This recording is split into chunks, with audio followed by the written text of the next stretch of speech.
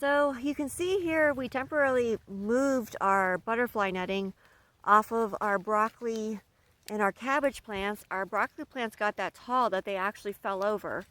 So what we're doing here, if you can see here, is we are getting our broccoli plants tied up. Now we use what we have, so we took some dead sticks from a tree. They are, you can see down here, they're pretty heavy there. And we put them in the soil along our plants, and we're getting our plants tied up here.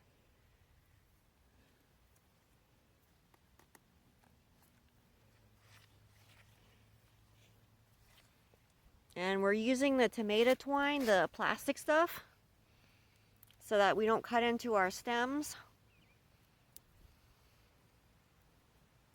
And I'm trying to show you this here the best I can for how we tie these. Longer piece of the tomato twine would have been a little easier.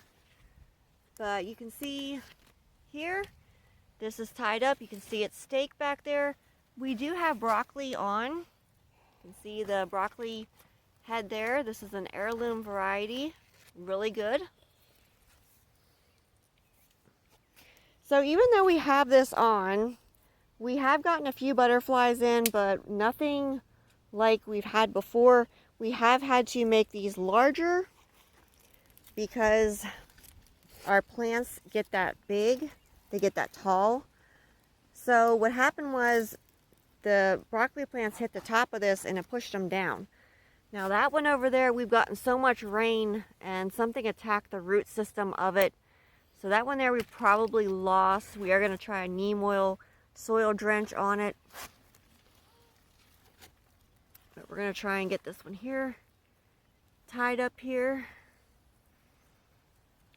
And it has made a huge difference having this netting over. Our stuff looks really nice even though we did get a few butterflies in. It doesn't look anything like it used to look in previous years.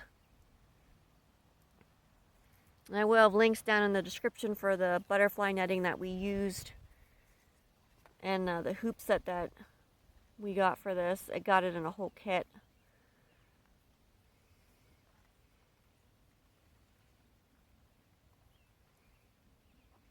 Hoping to straighten back out.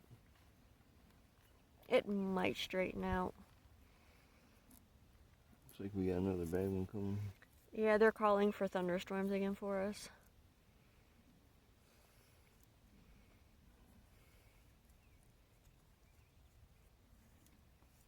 And then the wind didn't help any.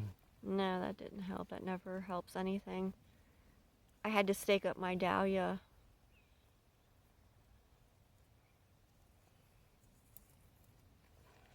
The one in the greenhouse I said fell over yesterday. Shoot on that whole thing. Had to be a cutworm or a slug. You can see something down there. Chewed on that. It had to be a cutworm or a slug or something. Sometimes if you dig around your soil a little bit, you can find what it is, you can't do anything. culprit. Yeah, it is too wet. I see that. Yeah, it is. It's too wet. So sometimes if you dig around the soil, you can find the culprit, but it's too wet. We've been getting so much rain. Yeah, this one did the same thing. Here's the leaf. Look at the leaf laying there. I'm wondering if a bull ain't doing it. It's possible. They did it before. Here, hold on here. I can't see. Come on the other side of you here. And you can see the leaves and the damage here now that we're looking at this plant more closely. Yeah, it was a bull. So a vole is in here actually eating these. And get a mouse trap on. Yeah. We've had voles destroy crops before, but yeah, that's actually what happened to this one here. And when you take that closer look... Look here what I'm saying. Oh my goodness. Here you can see how wet it is. Yeah. So when you take your closer look at your plants, you can tell more about what's going on with them. You can see we have more here that fell over, but Voles are very hard to control.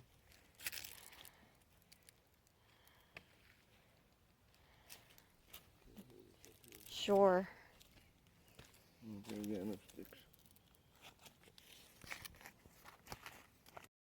So, found another broccoli plant here that has the heads in it. And I have videos on my channel for how we harvest our broccoli, our cauliflower, our cabbage, and how we start our stuff from seeds. You can check that out on there.